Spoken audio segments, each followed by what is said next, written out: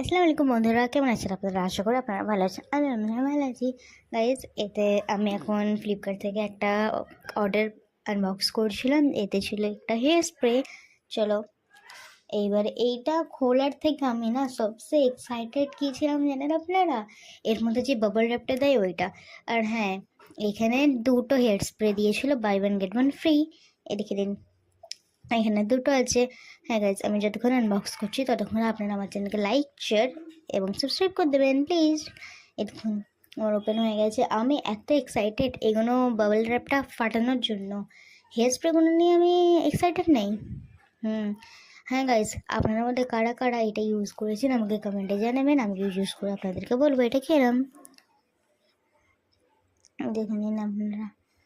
চলো এবার আমি করে আপনাদেরকে খুলে দেখাই। দেখে নিন কত সুন্দর লাগছে এই হেয়ার স্প্রেটা। আমি মতলব যে অনলাইনে দেখলাম না, ভাবলাম মাঙিয়ে আপনাদেরকেও দেখিয়ে নেবো। দেখে নিন, এইটা ছিল ইনজো। তো আমাকে তো খুবই ভালো লাগলো, এই প্রোডাক্টটা ভালো ছিল। এবার ইউজ করে আবার ফের বলবো। চলো গাইজ, এদিকে আমি ওপেন করে দেখিয়েছি, কিন্তু এর মুখটা খোলা ছিল না, আমি শুধু অ্যাক্টিং করে দিলাম। গাইজ,